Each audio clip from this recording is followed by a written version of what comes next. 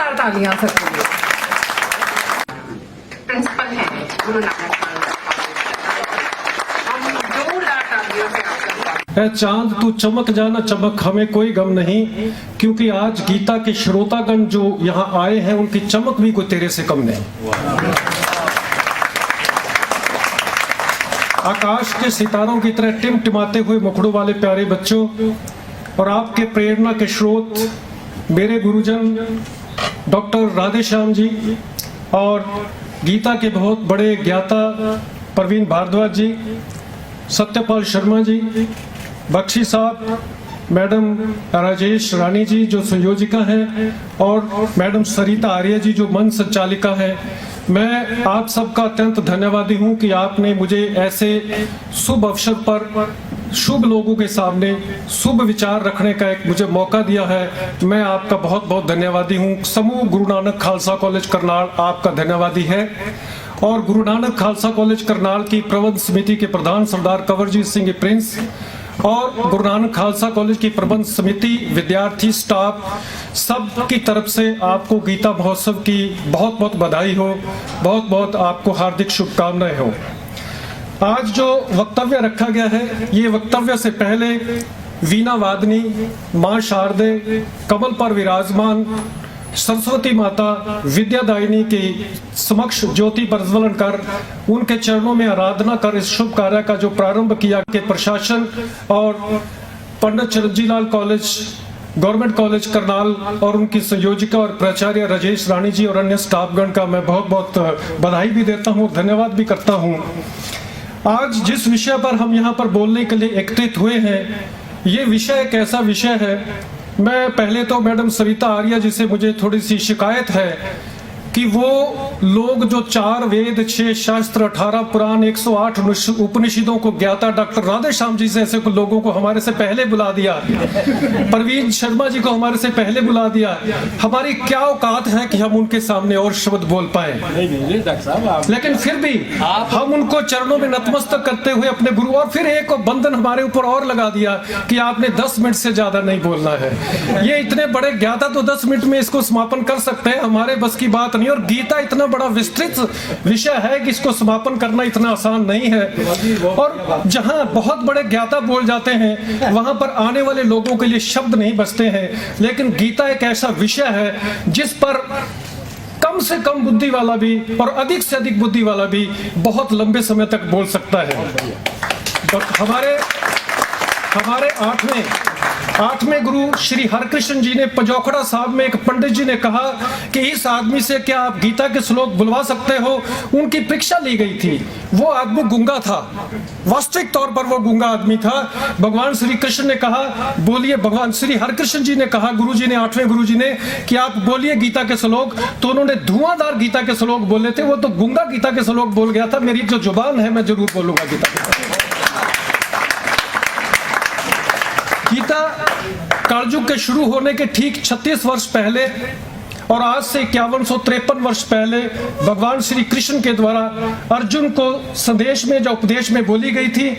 गीता जब बोली गई थी तो गीता का लिखने का जो कार्य है वो ऋषि व्यास जी ने किया और ऋषि व्यास जी ने डायलॉग बोले थे और भगवान गणेश जी ने जो है इसको लिखा था। गणेश जी थोड़े शरारती भी थे। गणेश जी ने व्यास के समक्ष एक शर्त रखी कि मैं गीता को लिखूंगा जरूर, पर मेरी शर्त यह होगी कि आपको लगातार बोलना होगा। अगर आप कहीं रुक गए तो मैं लिखना बंद कर दूंगा। गुरु गुरु होता है, शिष्य शिष्य होता है।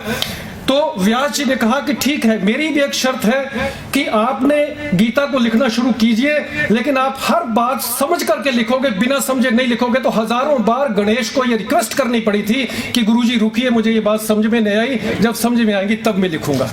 तो ये गणेश जी का था।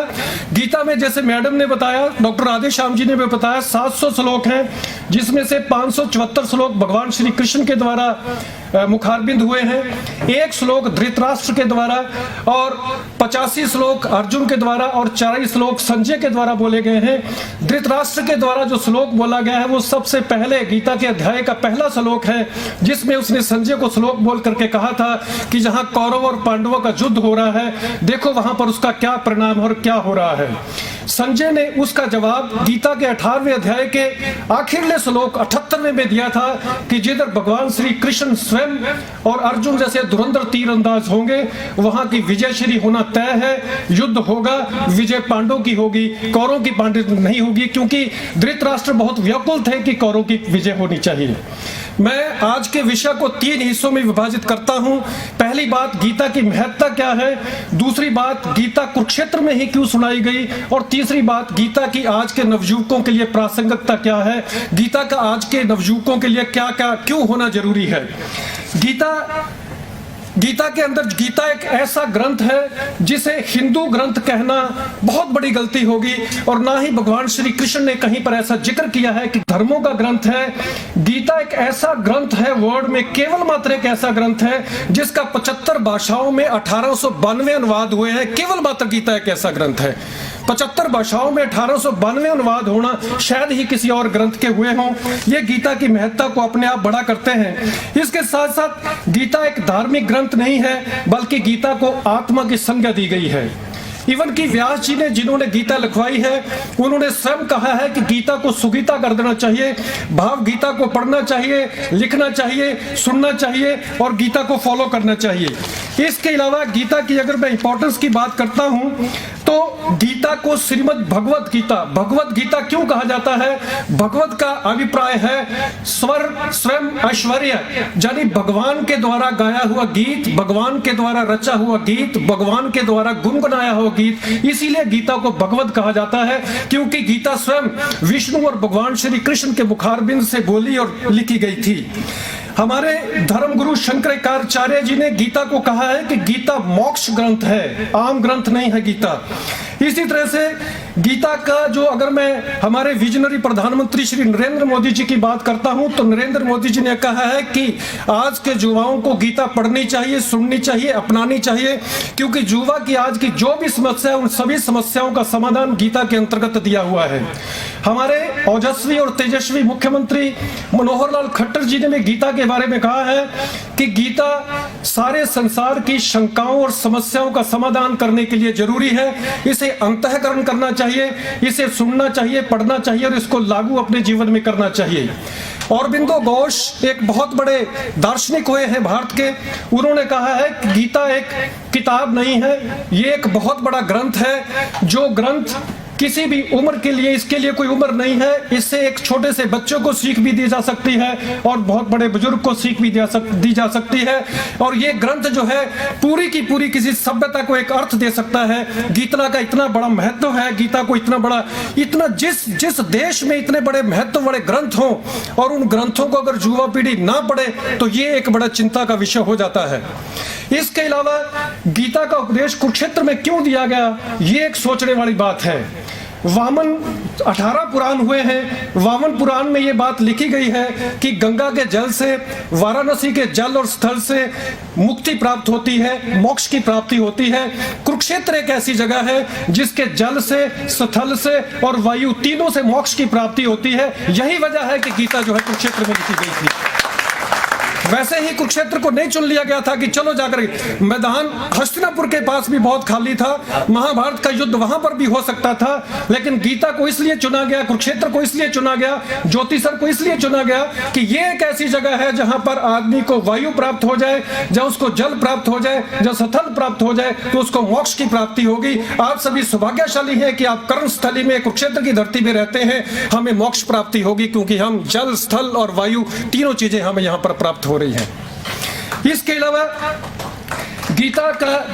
अलावा गीता में अगर मैं मत्स्य पुराण की बात करता हूं, सूर्य ग्रहण का मेला कुरुक्षेत्र क्यों लगता है, और जहां भारद्वाज में लगता है, जहां कुरुक्षेत्र लगता है, और कहीं भी लग सकता है। सबसे ज्यादा महत्ता कुरुक्षेत्र महापुण्य राहु ग्रस्ते दिवाकरे, अर्थात सूर्य ग्रहण पर सबसे ज्यादा स्नान करने का जो पुण्य मिलता है वो कुरुक्षेत्र में मिलता है। ये मत्स्य पुराण में कहा गया है, ये मेरी बात नहीं है। तो वामन पुराण, मत्स्य पुराण भी इस बात को प्रमाणित करते हैं कि हम जो है कुरुक्षेत्र में ये पुण्य करने के लिए यहाँ पर आए हुए सब लोग थे।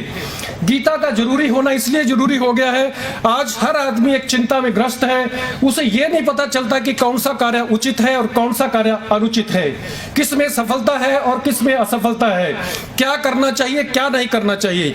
चाहे वो छोटा है, बड़ा है, व्यापारी है, प्रेक्षक है, कोई भी है, हर आदमी चिंता में ग्रस्त है, हर आदमी चिंता में घूम रहा है। और डे बाय डे जब से ये सोशल मीडिया आ गया, हमारी चिंता और भी बढ़ती जा रही है। इस चिंता को दूर करने के लिए हमारे लिए बहुत जरूरी हो जाता है कि हम गीता को पढ़ें, गीता को सुने। मैं धन्यवाद करता हूं हरियाणा सरकार का, मैं धन्यवाद करता हूं करनाल प्रशासन का, मैं धन्यवाद करता हूं पंडित चिरंजीवी लाल कॉलेज के प्राचार्य, संयोजका, अध्यापकों का, विद्यार्थियों का, कि जिन्होंने एक ऐसे समागम को रखा जिसमें हमारे युवक बात सुन करके जो है उस अपनी जिंदगी को अच्छे तरीके से बसर कर सकेंगे। गीता में सबसे, मैं आज 13 तारीख है, मैं 13 ही बातें गीता की आज की प्रासंगिकता बताना चाहूंगा। हालांकि वक्त बहुत बुरी तरह से इन्होंने बांधा हुआ है, मैडम भी बिल्कुल मेरे पीछे बैठे हुए हैं। लेकिन सबसे पहली बात, गीता में कर्म के ऊपर जोर दिया गया है। कर्मणे वादिकारस्ते मां फलेषु कदाचन, यानी भगवान श्री कृष्ण ने कहा है कि कर्म करना आपका अधिकार है, फल के ऊपर आपका कोई अधिकार नहीं है। कर्म कैसे करना है, भगवान श्री कृष्ण ने कर्म के ऊपर बताया है। आपकी कुरुक्षेत्र विश्वविद्यालय की आपको डिग्री मिलेगी, बीए करने के बाद, बीकॉम करने के बाद, एमए करने के बाद, उस डिग्री के ऊपर जरा गौर से देखिए, उस पर लिखा होगा योगस्थे कुरु कर्माणि। योगस्थ कुरु कर्माणि गीता में अंकित है, जिसका मतलब है कि आदमी किसी भी भाव में हो, चाहे आप विपरीत स्थितियों में हो, चाहे आप अनुकूल स्थितियों में हो, चाहे प्रतिकूल स्थितियों में हो, आपको समभाव से काम करते रहना चाहिए। ये संयम की बात जो डॉक्टर राधे श्याम जी भी यहाँ पर कह करके गए हैं, मैं ये कहता हूं कि आपको समभाव काम करना चाहिए। काम आपको कैसे करना चाहिए? योग है कर्मश कौशलम, अर्थात काम सपूर्ति के साथ करना चाहिए। जिस भी काम को प्रिय बच्चों आप 100% दोगे, आपको सफलता मिलना तय है। जिस आदमी ने 100% नहीं दिया, उस आदमी ने मार खाई है। 100% नहीं दिया। सुभद्रा ने जब जो है अर्जुन सुभद्रा को यह बता रहे थे कि चक्रव्यूह में निकला कैसे जाता है और चक्रव्यूह में जाया कैसे जाता है, और अर्जुन ने कह दिया था कि मेरी बात को ध्यानपूर्वक सुनना, लेकिन चक्रव्यूह में जाया कैसे जाता है तब तक सुभद्रा जाग रही थी। सुभद्रा के पेट में तब अभिमन्यु था, और जब यह बताया गया अर्जुन ने कि चक्रव्यूह से निकला कैसे जाता है, तो तब सुभद्रा सो चुकी थी। हशर क्या हुआ, उसे अपना बेटा खोना पड़ा। माड़ी किस्मत सुभद्रा दी ਜਿਹੜੀ ਬੇਸਮਝੀ ਵਿੱਚ ਸੌਂਗੀ, ਬਚਦੀ ਹੋਵੇ ਜਿੱਥੇ ਜਾਨ ਪੁੱਤਰ ਦੀ, ਫਿਰ ਕਿਹੜੀ ਮਾਤਾ ਸੌਂਦੀ। Is it possible? एक माँ को आप कहो कि आपके पुत्र की जान बच सकती है, आपको 1 साल जिंदा रहना पड़ेगा, जागता रहना पड़ेगा, वो माँ कहेगी 1 साल में सारी जिंदगी जाग सकती हूँ अपने पुत्र की जिंदगी के लिए। लेकिन सुभद्रा को पता नहीं था। क्या ऐसा हो सकता है कि खरगोश कछुए से हार जाए? No, not at all, never. कछुए ने 100% नहीं दिया। अगर कछुआ 100% देता तो ये मुहावरा ही नहीं बनना था, slow and study wins the race. माड़ी किस्मत खरगोश दी जरा बेसमझी विच सौ गया होवे, जिथे गल जित हार दी, फिर केड़ा पागल सौंदा। आप जीत हार का मुकाबला करके सो जाओ तो भाई हारोगे, फिर तो ये हो सकता है। तो गीता से ये सीख मिलती है कि आपको हर काम में 100% देना चाहिए, आपको जो है हर काम ध्यानपूर्वक करना चाहिए। दूसरा, गीता में कहा गया है कि क्रोध बुद्धि का नाश करता है और घमंड आपका विनाश करता है। जिस आदमी में क्रोध आया, उसकी बुद्धि का विनाश हुआ, उसको खामियाजा भुगतना पड़ा। दुर्योधन को क्रोध आया, खामियाजा भुगतना पड़ा। दुर्योधन को क्रोध, इतना धुरंधर जो है, इतना बड़ा योद्धा आदमी, आप देखिए उसके बारे में गुरु ग्रंथ साहब में लिखा है, मेरी कैरों करते दुर्योधन से पाई, 12 योजन शत्रु चले था, देही गिरजन खाई। उसके पीछे 12 योजन बहुत लंबा एक एरिया होता है, 12 योजन तक तो शत्रु चलता था उसके पीछे, तब दुर्योधन निकलता था जब कभी निकलता था।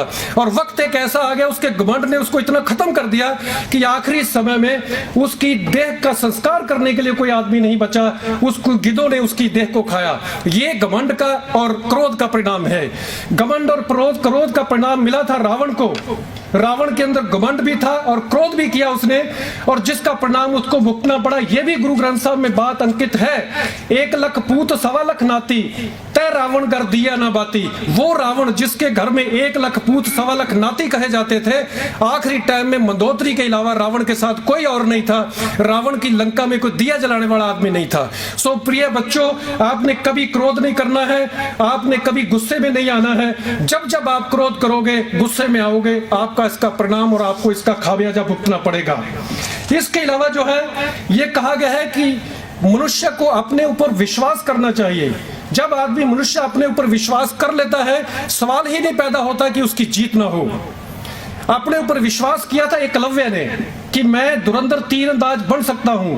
कोई गुरु से शिक्षा नहीं ली, केवल मात्र गुरु का एक वृत्त बना लिया, चित्र बना लिया और उसको देख करके एकलव्य सीखने लग गया। इतना ज्यादा आत्मविश्वास से एकलव्य हुआ कि उस गुरु को, उस एकलव्य के प्रति एक जेलसी हो गई और उसका बाद में अंगूठा मांग लिया।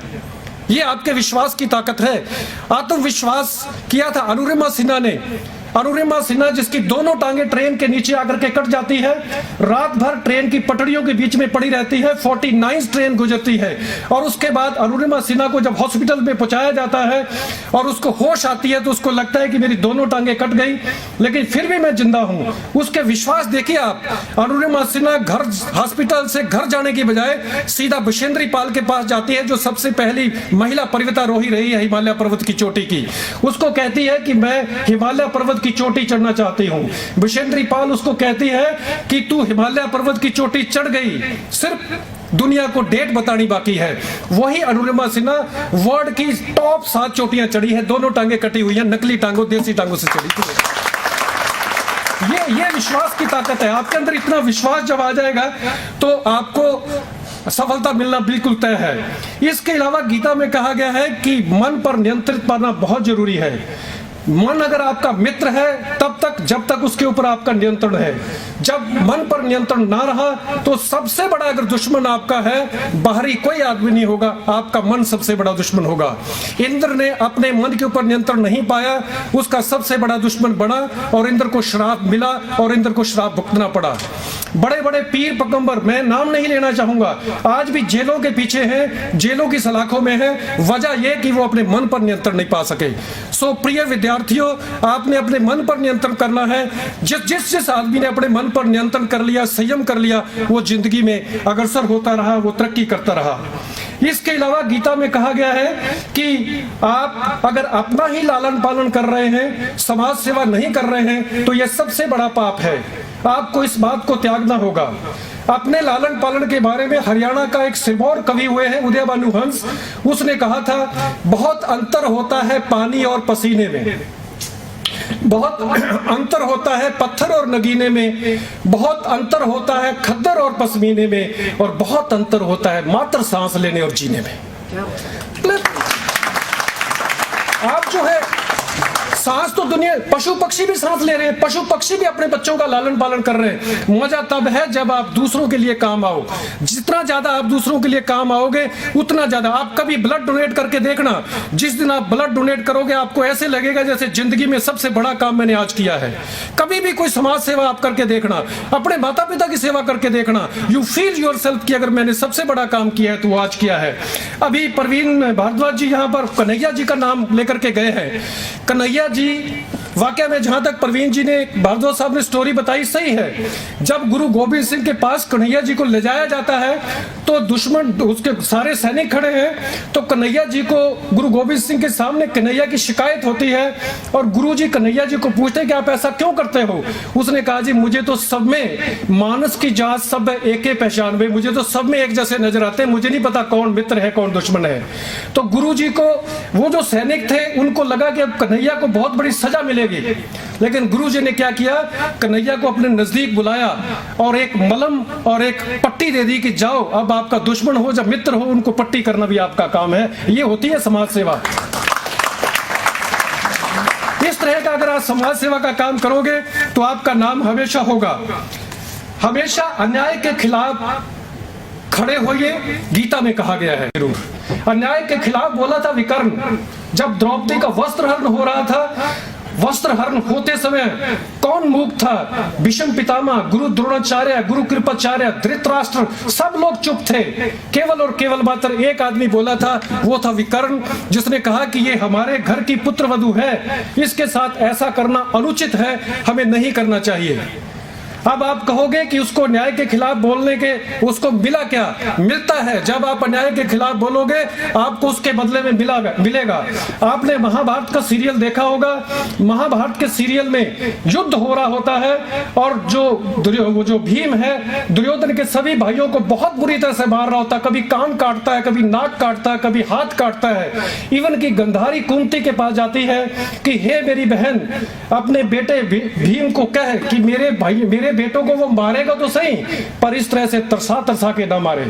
जब कुंती ने अपने पुत्र भीम को बुलाया तो भीम ने कहा नहीं, मैंने कसम खाई हुई है मां, मैं आपकी इस बात को नहीं मानूंगा, मैं सभी को इसी तरह से मारूंगा। पर जब विकर्ण भीम के सामने आया तो भीम ने कहा कि विकर्ण, तू वो आदमी है जिस आदमी ने द्रौपदी के पक्ष की बात करी थी। मारूंगा तो मैं तुम्हें भी, पर इस तरह से नहीं मारूंगा जिस तरह से तेरे भाइयों को मारा, उसका एक ही झटके में वध कर दिया था। अन्याय के खिलाफ बोला था शेर खां। मलेरकोटले का नवाब जब वजीर खां सूबा सरहंद गुरु गोविंद सिंह जी के बच्चों को चिना रहे थे तो तब शेर खां को बुलाया गया कि अब आप गुरु गोविंद सिंह के बच्चों को वध करके अपने भाई की हत्या का बदला ले सकते हो। तो शेर खां ने कहा था बच्चों से बदला लेना मर्दानगी नहीं है, मेरी राय है कि इन बच्चों को छोड़ दिया जाए। आज आप कहते हो कि शेर खां को क्या मिला? आज भी जाकर के आप मलेरकोटला में देखिए, मलेरकोटला में हिंदू मुस्लिम सिख उतना ही प्यार है जितना प्यार पहले था। वो शहर आज भी उतना ही प्रफुल्लित है। 1947 के समय वहां पर कोई ऐसी हिंदू मुस्लिम सिख वाली प्रिय घटना नहीं घटी थी। वजह अन्याय के खिलाफ बोलना।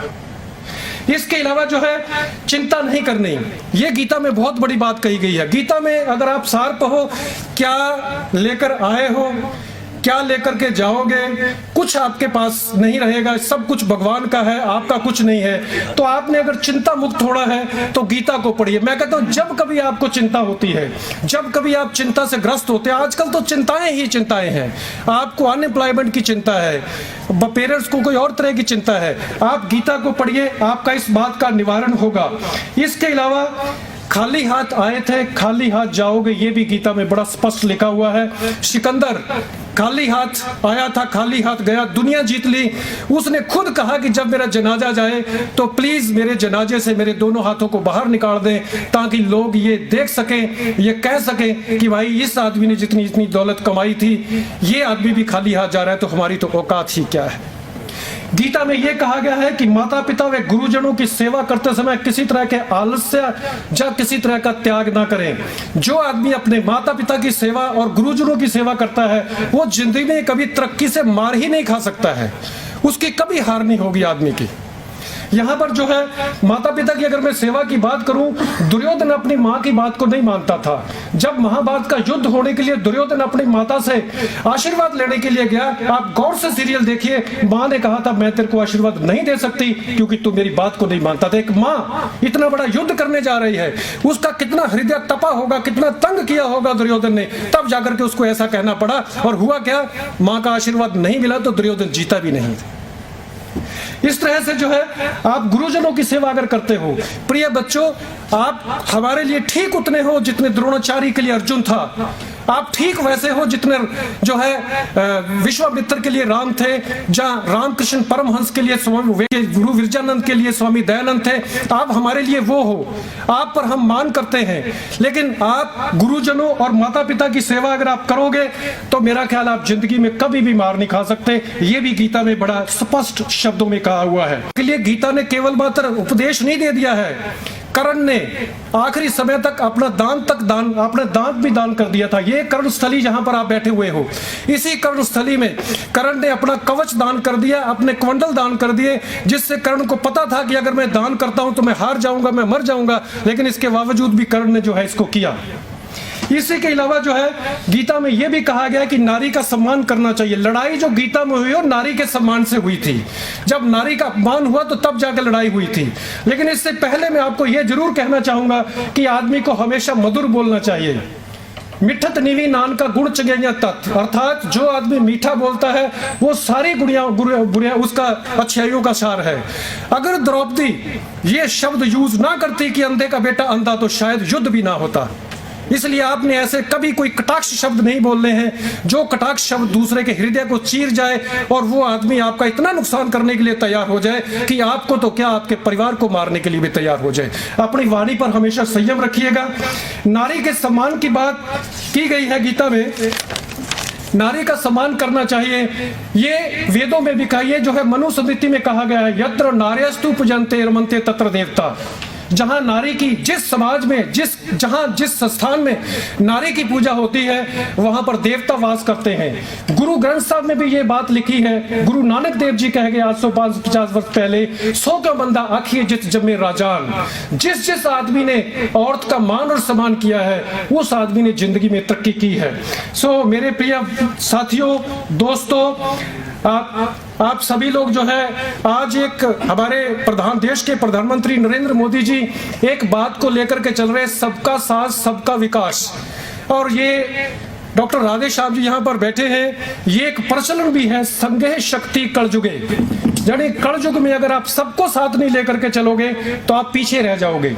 इसी तरह से आपके विकास भारती का भी एक लोगो है जो वेदों में लिखा हुआ है, किरणवंतो विश्व मार्यम, अर्थात सबका भला होना चाहिए। यही बात गुरु नानक साहब ने भी कही है, नानक नाम चढ़दी कला तेरे पाने सर्बत दा भला। सो मैं ये कहूंगा कि ऋग्वेद के 10वें मंडल की एक छोटी सी बात को अडॉप्ट कर लीजिए आप, मनुर्भव। सिर्फ इतना कहा है उन्होंने कि मनुर्भव का मतलब है वो व्यक्ति जो आचरण के मुताबिक काम करता है, कभी गलत काम नहीं करता है, वो इंसान और मनुर होता है। इसलिए आप ऋग्वेद की बात को मानिए। बहुत सारी बातें और कहने के लिए बाकी थी, लेकिन मुझे मैडम आर्या जी के आदेश हैं, ये मुझे जो है अब मुझे अपनी वाणी को विराम देना पड़ेगा। और मैं आपका श्लोक, ये जो शुरुआत में श्लोक बोला मैडम आर्य जी ने भी बोला, सर्वे भवन्तु सुखिनः सर्वे सन्तु निरामय सर्वे भद्राणि पश्यन्तु मां कष्ट दुख भाग भवेत् के साथ अपने शब्दों को विराम देता हूं। और बच्चों में आपको एक शिक्षा देता हूं कि जहां हर नदी मिल जाए वो समंदर, जहां हर सर झुके वो मंदिर। यूं तो जिंदगी में यंग है बहुत, मगर जो गीता पढ़ के जिंदगी का हर यंग जीत जाए वही सिकंदर। बहुत बहुत धन्यवाद।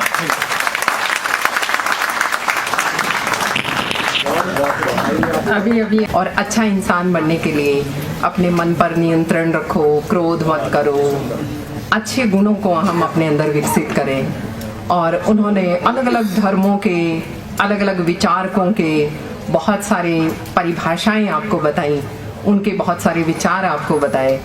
हम हृदय से आपके धन्यवादी हैं। बहुत बहुत धन्यवाद सर।